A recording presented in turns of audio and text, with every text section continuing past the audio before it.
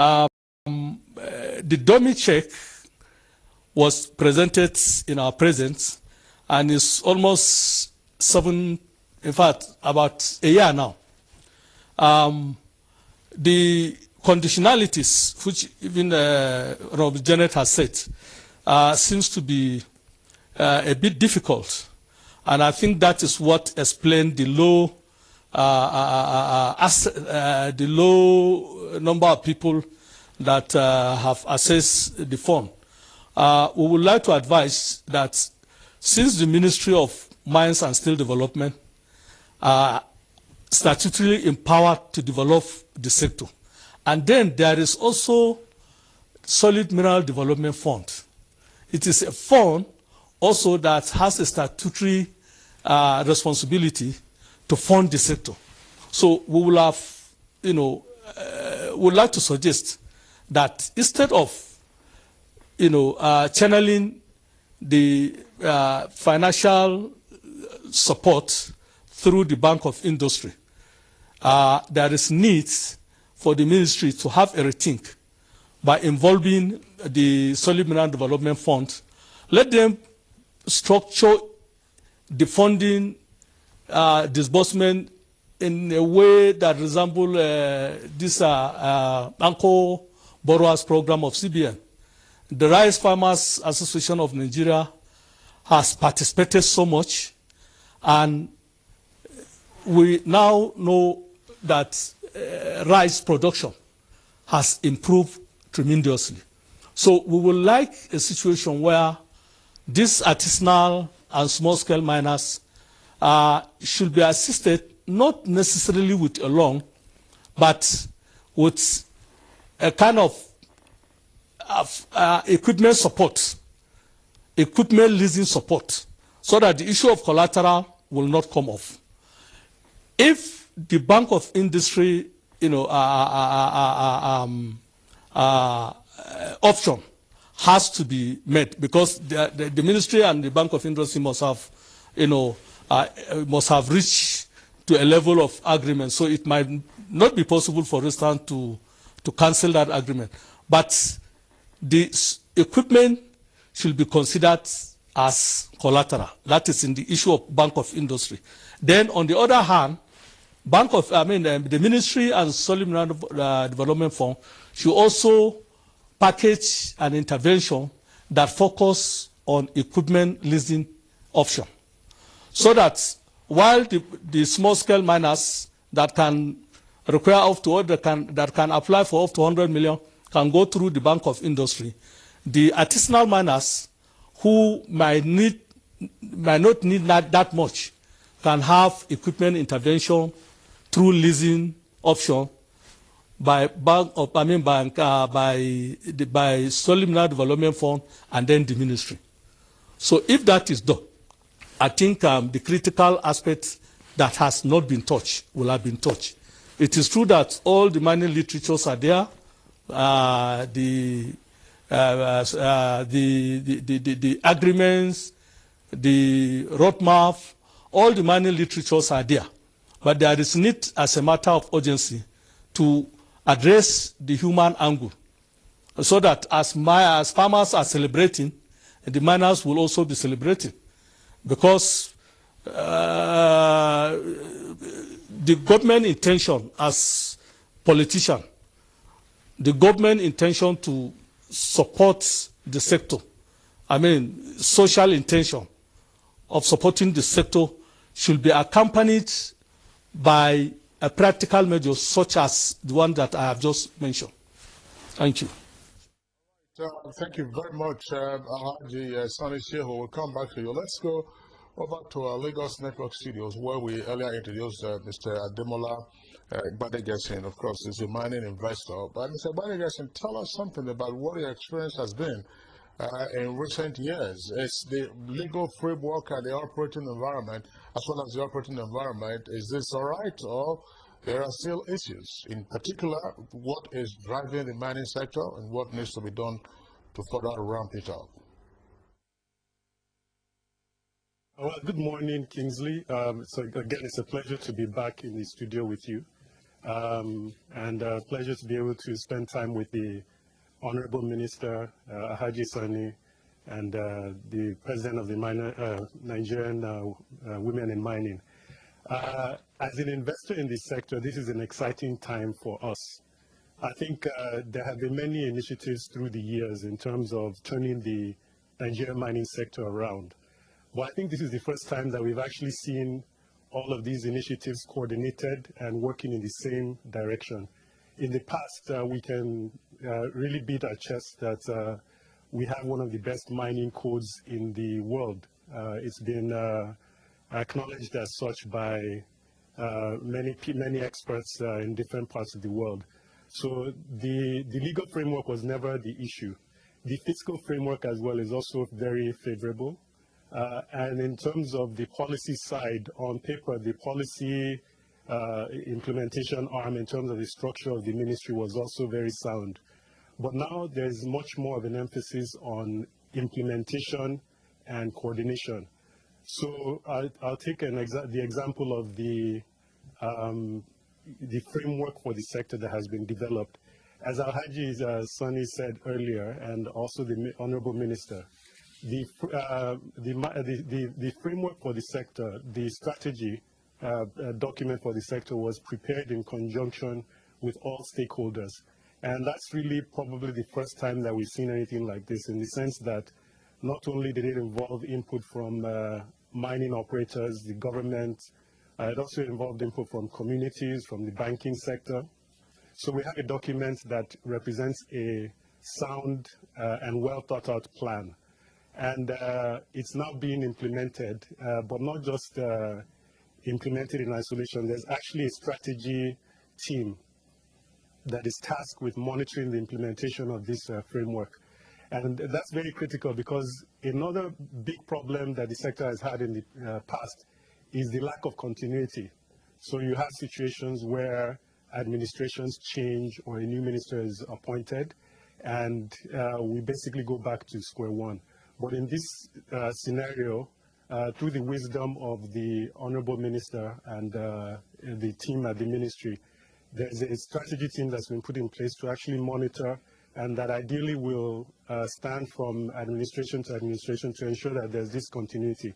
As a private sector operator, in order to be successful, especially in a sector like this that involves making huge investments over long periods of time, the most important thing for you is to have the stable framework, so that as you're doing your planning, you know that there'll be minimal changes in the framework. And fortunately, I think we have that now. There are also several other initiatives that are happening within the ministry and even outside the ministry. The issue of illegal mining has been a big problem for the sector in the past. As a private sector operator, if you're making huge investments, and those investments are being threatened by the activity of illegal miners, who are not just degrading the valid mineral titles you have, but also in some cases even posing security threats to you, that's a problem. The ministry has now put in place a task force to monitor the activities of illegal miners, and has backed that up with provision of infrastructure like vehicles for monitoring and other equipment to monitor activities of illegal miners. So we're very encouraged by that development. In addition, outside of the ministry, there's also some coordinated effort that will impact not just the mining sector, but several other sectors.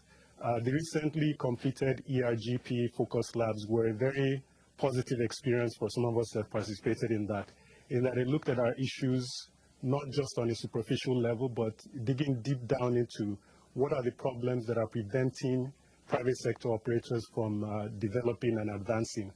That basically uncovered a lot of the potential interventions that the government can make. And we've been impressed by the level of focus and diligence that they've applied to actually following up. In many cases, they're actually the ones chasing us to ensure that they solve our problems. So we hope that that is sustained. Like I mentioned earlier, mining is a very long-term business. You need to be in it for the long haul. And we're heartened that for the first time, we see that the government is also taking this to heart and has really joined forces with us in terms of moving the sector forward. I can also say, outsiders typically, outsiders observing the Nigerian mining sector typically ask, is there really any mining in Nigeria? We've been talking about mining and strategic minerals and 44 strategic commodities for such a long time. But for the first time, I think I can say confidently that in the next 2 to 3 years, you will start seeing major projects coming on stream in Nigeria, and Nigeria will definitely start being identified as one of the major mining destinations in the world. Great. Let's stay with you, Mr. Borigese. You were talking now about the big-time investors. Otherwise, the perception appears to be, and the Minister of State tended to have reinforced that we're still basically grappling with artisanal and small-scale mining. So when are the big-time investors likely to come in? A number of MOUs that we have had over the years with miners from South Africa, from Australia, and from Canada. At one point that on this program that they have often stressed has to do with infrastructure, access to the location where their mining titles cover. So what is the source of your optimism that in the next 2 or 3 years we're going to have the big players? Well, I think that infrastructure is very important in mining, but I don't think that infrastructure will prevent mining investment from coming in. I think actually the most important thing is a sound policy framework that addresses all the issues that are relevant to successful investment. And so I'll give an example. If you have a situation where a mining investor acquires a mining title and starts doing all the work, and then somewhere down the line, all of a sudden the community gets up and decides that they're no longer interested, or they want a certain amount of compensation before the project even gets off the ground. Or you have a situation where illegal miners are coming in and threatening the operations of that mining company. Or you have a security issue where either there's an unrest, or we're coming out of a period of significant activities of Boko Haram, which are fortunately now on the abatement. All of those things are what chase away mining investors. I think we're turning the corner around a lot of those things now. But at the end of the day, if we're able to solve the environmental issues, the fundamental issues that affect not just mining investment, but any investment, the investment will solve the infrastructure problems. Typically what happens for large mining projects is that once the framework is sound, the title is sound, and the mineral resource is actually there, the mining investors will figure out how they will finance the infrastructure to successfully carry out the mining. I mean, in addition to that, I would say that what we have in Nigeria right now is not the lack of mining activity. It's the lack of structured mining activity. So even the artisanal and small-scale mining that you're talking about, by the time you aggregate it, it's resulting in significant volumes of production. So for example, Nigeria is one of the major producers of gold, although it's mostly through artisanal sources. Nigeria is the top producer of tin in Africa, almost entirely through artisanal sources. Similarly for columbite, tantalite, lead, zinc, on and on and on.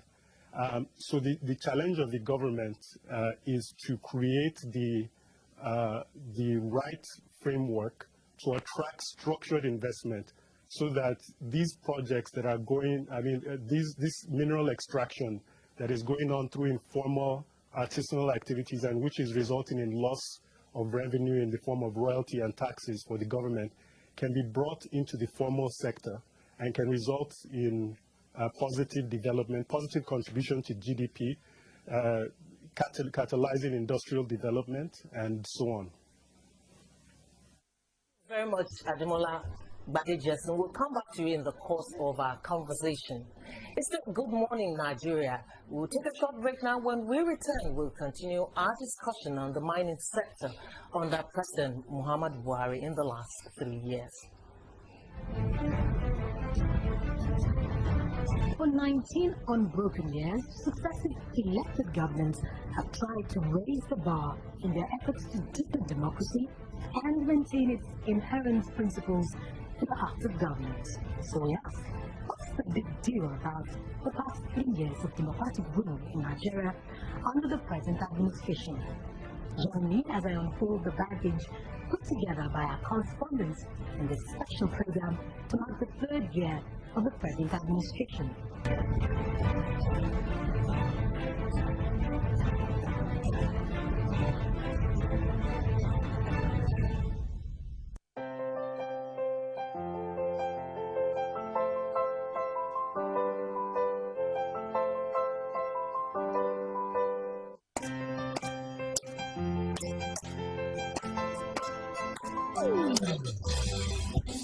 Here to call, cause a change, stand up, Nigeria. Change is here and it's going fast. Change begins with you. Oh yeah, let me go. It goes so well. Change begins with them.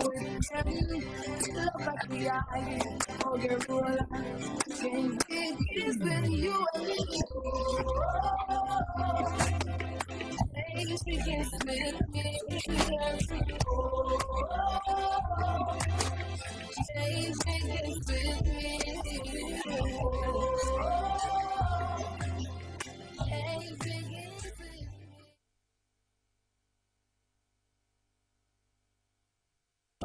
If you hear a bomb explosion or gunshots of an active shooter, that might be a terror attack.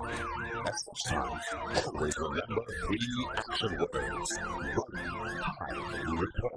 Don't try to run towards the terror scene to save the situation, because there might be a second bomb blast or another attack. Run far away and take cover. Make sure you are safe first. Yes, it is in our nature to sympathize over the hurt, but remember, only trained personnel can help in such situations. When in a secured environment, promptly call relevant authorities and help will come. For anonymous reporting, call 09630-3250 to 5 or 0813-2222-106. If you see something, say something. Nigeria unite against terrorism. This message is brought to you by the Federal Ministry of Information and Culture. Welcome back. If you just join us, it's Good Morning Nigeria. We are reaching you as always live on the network service of the Nigerian Television Authority. We have a number of reactions coming in already from our viewers who have sent in their tweets using our Twitter handle. You see the handle there on the screen at NTA Let's take some of those tweets right away. Jack Solomon has this. He says, we must put more money to the mining industry. It's an irony that Burkina Faso spends $400 million annually to search and explore more solid minerals as against a situation where Nigeria is voting $100 million for the same purpose. And we are praying for the resuscitation of Ajaokuta. Mike Anyanku tweets, we must diversify our economy. The mining and solid minerals subsector no doubt have huge potentials of growing our economy if well harnessed. The sector not only provides raw materials for industries, but we can earn foreign exchange from exports of the solid mineral product. Shakiru, my question is, when will Ajaokuta start making us proud? Or has it been abandoned for the next generation? Clifford Aguguesi tweets, in 1983, during his electioneering campaign at the Olu Township Stadium, the late Dr. Nnamdi Azikiwe reeled out mineral deposits in different geopolitical zones of the country.